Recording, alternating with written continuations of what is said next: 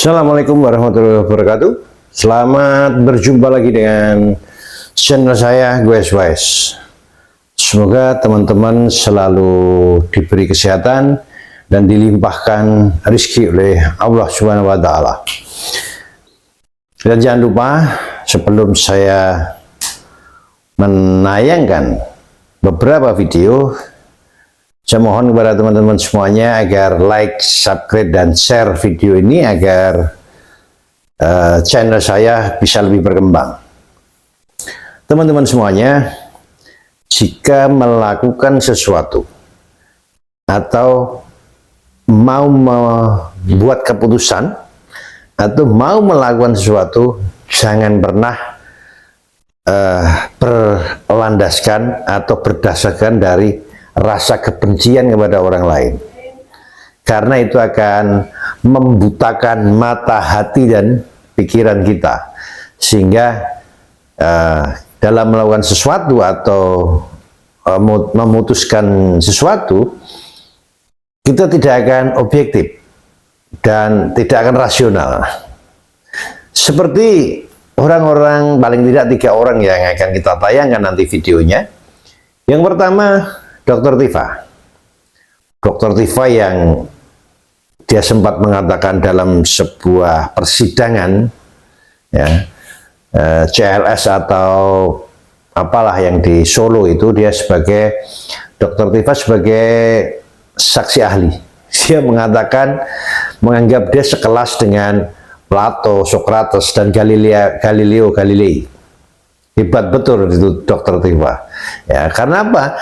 Dia berangkat dari rasa benci, sehingga hati dan pikirannya tertutup. Yang penting dia menang, yang penting yang dia benci kalah, yang penting yang dia benci dalam hari ini Pak Jokowi hancur. Sehingga pikirannya jadi nggak rasional, jadi bahan ketertawaan. Tapi kali ini Dr. Tifa membuat statement bahwa dia akan hijrah dari permasalahan ijazah Pak Jokowi, ya, ke masalah-masalah lain. Dia akan meninggalkan permasalahan ijazah Pak Jokowi ini, tapi dia akan tetap menjadi saksi-saksi ahli di kasus-kasus yang lain. Nah, ini timbul pertanyaan, setelah dia merasa eksepsinya diterima oleh hakim, dia merasa sudah bebas, ya, bebas, tidak jadi tersangka lagi, sehingga dia berniat ingin hijrah, biar nggak dikaitkan lagi dengan kasus pencemaran nama baik dan fitnah yang dilaporkan Pak Jokowi. Artinya dia pengen bebas, ya, tapi tidak seenak seperti itu, tidak semudah seperti itu. Ya. Kemudian yang kedua, ada Suginur yang menyupport keputusan Tifa hijrah dari kesibukan membahas ijazahnya Pak Jokowi, ya, dia tinggalkan kemudian menuju atau pindah ke kasus-kasus yang lain. Nah, Suginur ini juga berangkat dari rasa benci kepada Pak Jokowi, karena dia merasa sudah merasakan apa namanya nikmatnya di penjara, sehingga dia dendam sama Pak Jokowi. Ya, saya mengatakan Suginur, bukan Gus Nur, karena dia anak kiai, bukan, dia mondok juga belum pernah, ya. Bahkan ada beberapa apa namanya tausiahnya, ceramahnya yang salah dalam menyebut surat-surat dalam Al-Quran. Dan kalau dia memang Gus betul, dia seorang kiai betul, tapi kenapa setiap kali dia mengunggah video selalu menghina orang, mengancam orang, merendahkan orang? Itu bukan sifat seorang kiai, ya. Dan juga yang ketiga Denny Indrayana. Denny Indrayana ini dia juga lupa, dia juga berangkat dari rasa benci. benci terhadap keluarganya Pak Jokowi. Dia mau menyerang Pak Jokowi, dia nggak punya legal standing, ya. Akhirnya dia menyerang Gibran, wakil presiden.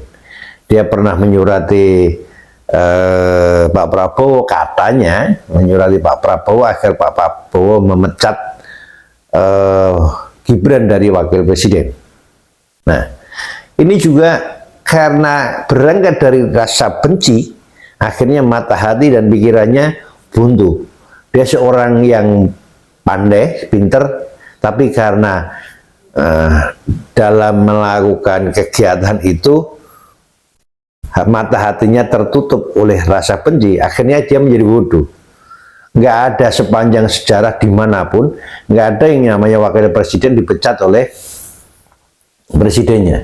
Ya, ada orang yang mengatakan dia lupa, atau ini adalah sebuah terobosan baru, karena waktu Pak Jokowi dia pernah mengirim surat kepada MPR agar Pak Jokowi dimakzulkan, tapi nggak digubris oleh MPR. Dan juga dia lupa, ya, dia lupa bahwa dia sendiri orang bermasalah, ya, orang bermasalah. Nah, ini tinggal tunggu bom waktu aja sebetulnya. Nanti Mas Denny Indrayani ini akan dijebloskan ke penjara, atau paling tidak kasus lamanya akan diungkit lagi. Kenapa? Karena dia pernah terjerat kasus korupsi, ya, akhirnya pergi ke luar negeri, ya, proses hukumnya berhenti, kemudian sekarang muncul lagi dan mengatakan Gibran ini, keluarganya Pak Jokowi ini sarang koruptor, ya, semuanya melakukan korupsi, padahal dia sendiri jelas-jelas sudah divonis, apa sudah jelas tersangka karena kejahatan korupsi. Nah, ini akhirnya nggak logis yang dia omongkan. Dia sendiri koruptor tapi menuduh orang lain koruptor dan lari dari tanggung jawab. Ya, seharusnya dia malu mengatakan seperti itu. Ya, udah nggak, jangan lama-lama, kita ikuti videonya terlebih dahulu. Pada tanggal 3 Agustus 2026, saya sudah menyampaikan melalui berbagai macam media sosial bahwa saya berhijrah, ya, saya berhijrah dari persoalan polemik ijazah Joko Widodo, ya, Presiden RI ke-7 yang diduga palsu, gitu ya. Nah, saya berkomitmen betul, ya, untuk betul-betul melaksanakan apa yang saya sebut sebagai hijrah, dan saya kemudian akan mengawal berbagai macam isu-isu yang lain. Banyak sekali komentar-komentar yang bernada positif pendukung saya untuk berhijrah, maupun yang juga bernada negatif, dan banyak juga yang mempertanyakan kenapa saya berhenti perjuangan saya di dalam menegakkan kebenaran terkait dengan isu ijazah Joko Widodo ini. Ya, pada kesempatan ini, ya, pada video ini saya sampaikan bahwa sesungguhnya yang saya maksud sebagai hijrah itu bukan seperti itu. Tetapi Anda perlu ketahui, ya, bahwa saya di dalam polemik ijazah Joko Widodo ini memerankan diri saya sebagai intelektual publik, sebagai peneliti, sebagai ilmuwan. Dengan ilmu saya, ya, ilmu kedokteran maupun ilmu neuroscience behavior, saya sudah melakukan berbagai penelitian yang bermula dari sejak pertama kali muncul ijazah ini, ya, ijazah yang kemudian disebut sebagai ijazah Joko Widodo ini tanggal 22 Oktober tahun 2022. Sejak itu saya melakukan observasi, saya melakukan penelitian, saya mengumpulkan segala macam bukti-bukti, sampai kemudian muncullah edisi yang kedua, ya, dari ijazah ini, ya, yang diupload oleh orang bernama Dian Sandi Utama, ya, di tanggal 30 Maret 2025. Lalu kemunculan berikutnya yang ketiga adalah pada tanggal 22 Mei 2025, ya. Jadi ini adalah spesimen-spesimen yang saya koleksi, saya kumpulkan dan menjadi bahan kajian saya sejak tahun 2022. Saat ini sudah tahun 2026. Jadi, dan beberapa hasil penelitian saya sudah saya bukukan, ada 2 buku, ya, terkait dengan penelitian ini, yaitu Jokowi's White Paper yang saya sudah luncurkan tanggal 28 Agustus 2025, dan kemudian buku yang kedua yang terkait dengan neuropolitika, neuroscience behavior, otak politik Jokowi atau OPJ, sudah saya luncurkan tanggal 26 Februari 2026. Nah, senarai dengan itu juga saya sudah menerbitkan beberapa jurnal internasional ya, jurnal ilmiah internasional yang saat ini sedang menunggu untuk dipublikasi, untuk dipublish di jurnalnya masing-masing. Artinya sebagai intelektual publik, sebagai ilmuwan, pekerjaan saya sudah selesai. Adapun bahwa saat ini saya sedang menghadapi berbagai sidang dan kemudian saya juga menunaikan undang-undang ya, terutama KUHP baru tahun 2026 yang memberikan fasilitas ataupun ruangan bagi saya untuk melakukan uji pra-peradilan, dan itu pun juga sudah terjadwal ya, insya Allah tanggal 12 Agustus 2026 saya mulai trial ya, saya mulai sidang untuk sidang pra-peradilan. Nah, itu menjadi yang nantinya kemudian pastinya akan diikuti, atau kalau misalnya pra-peradilan saya lalu berlanjut atau kemudian persidangan akan dimulai, ya tentunya saya disitulah ruangan bagi saya untuk menyampaikan hasil penelitian saya, hasil pekerjaan saya terkait dengan ijazah Joko Widodo ini. Namun dalam ruang publik yang lain ya, di luar dari sidang, saya menyatakan bahwa saya hijrah. Kenapa? Karena sudah diwakili oleh 2 buku saya tersebut. Penelitian saya, pengkajian saya sudah ada seluruhnya secara lengkap di buku Jokowi's White Paper. Anda bisa memilikinya ya untuk pesan kepada admin kami, maupun pada buku yang kedua yaitu Otak Politik Jokowi, dan itu sudah cukup bagi saya. Kenapa teman-teman sahabat Dr. Tifa semuanya? Karena sebetulnya pada masa sekarang ini begitu banyak persoalan, begitu banyak masalah yang melingkupi, yang menjadi ancaman bagi umat manusia, terutama bagi bangsa dan negara Indonesia. Banyak sekali, bahkan banyak sekali yang benar-benar itu menjadi ancaman yang sangat urgent untuk kita waspadai dan kita lakukan antisipasi. Tetapi karena begitu hingar-bingarnya, begitu berisiknya kasus ijazah ini, membuat semua permasalahan itu menjadi seakan-akan tidak teragendakan dengan baik untuk dikaji dan kemudian dicari solusinya. Oleh karena itu maka saya sekarang menyatakan bahwa saya berhikmat ya. Setelah berhijrah, saya kemudian berkhitoh ya untuk kembali menjadi tugas saya menjadi intelektual publik, untuk bisa berbakti, untuk bisa mengabdikan ilmu saya, banyak ilmu saya yang lain yang bisa saya gunakan untuk melakukan pengkajian dan mencari penelusuran serta menghasilkan solusi insya Allah. Sebagai keberkahan ya, yaitu amar ma'ruf nahi munkar. Oke, Dr. Tifa, ramai beritanya Dr. Tifa hijrah.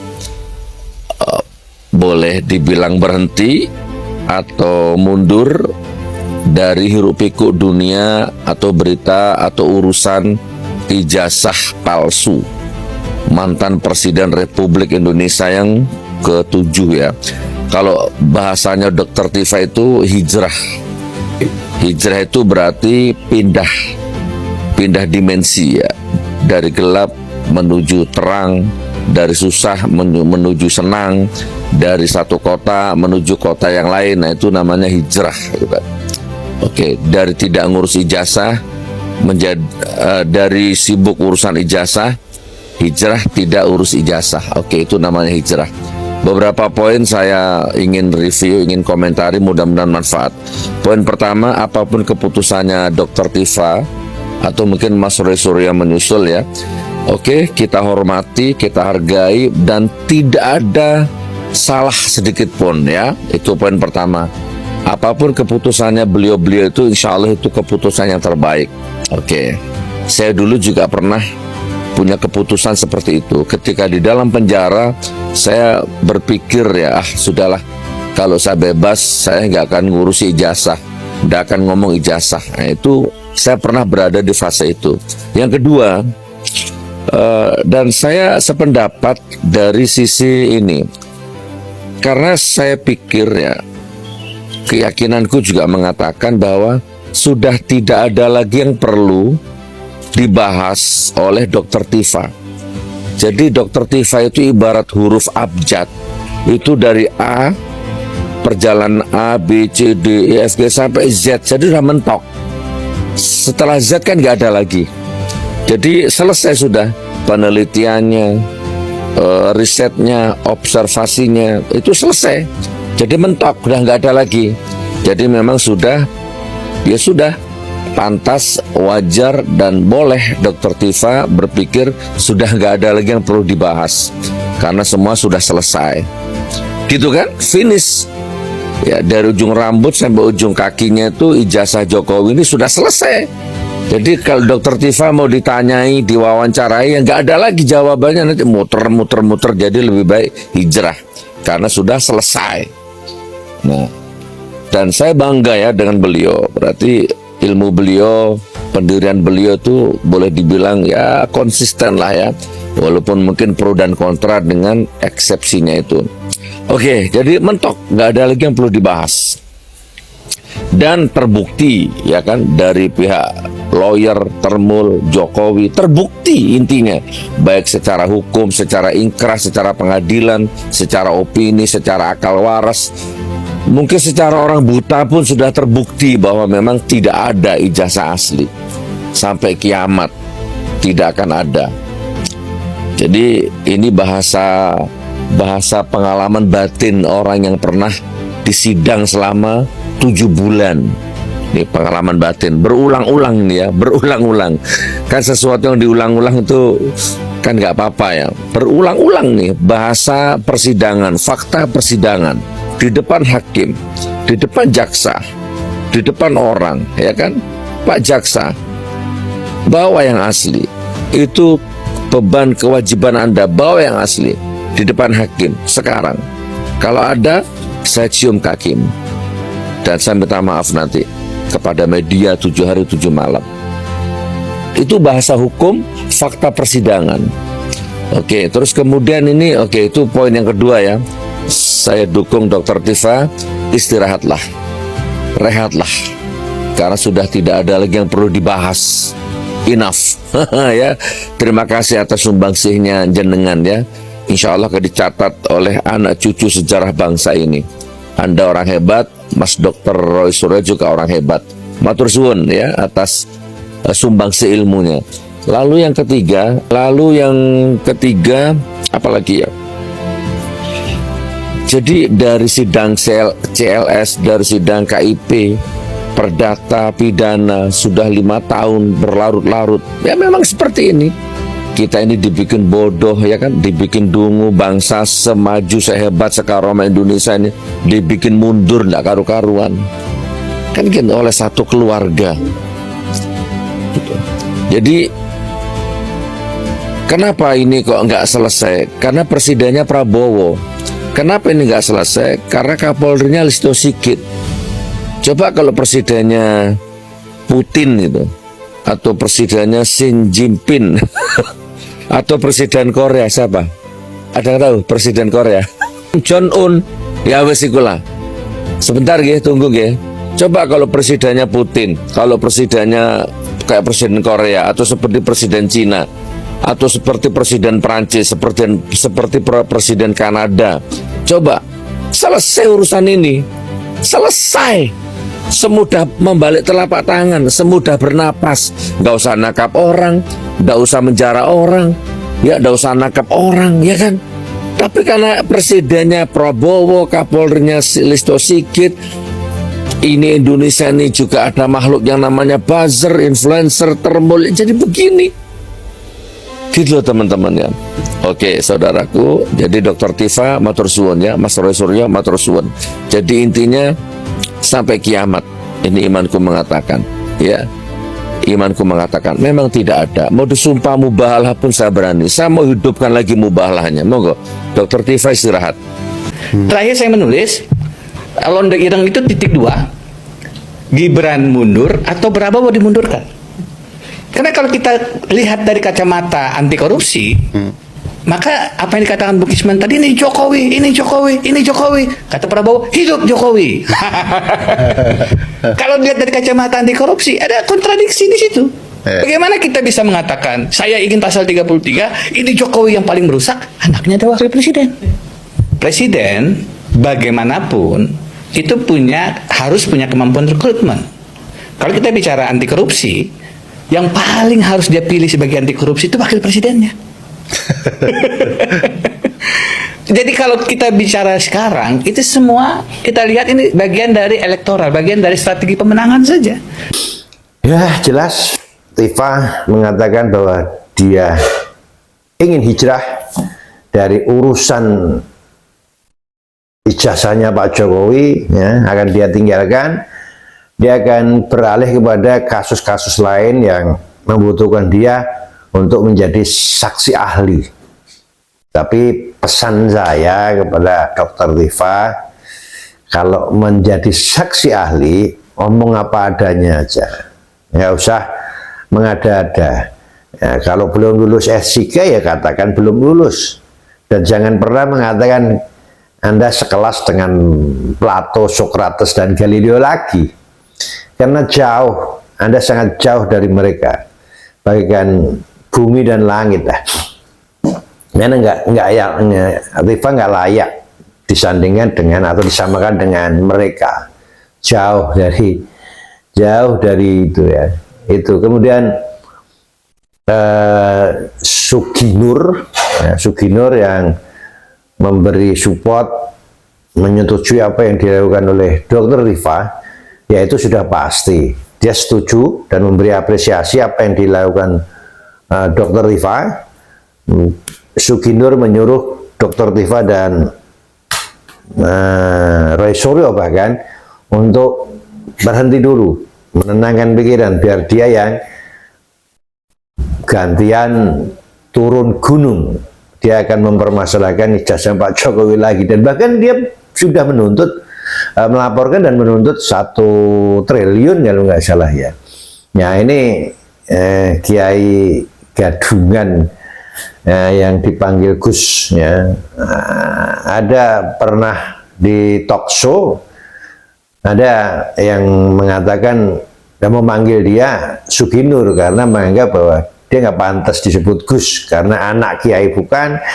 Nah, seorang anak kiai itu panggilnya Gus. Nah, Mondo juga belum pernah, jadi nggak pantas disebut Gus.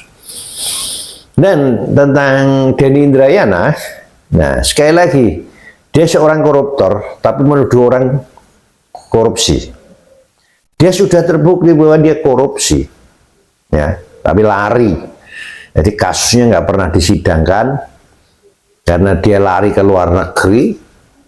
Dan ini aneh. Satu tanda tanya besar buat saya paling tidak. Karena Denny Indrayana ini dan Roy Suryo ini pernah satu kubu dari Partai Demokrat. Ada apa?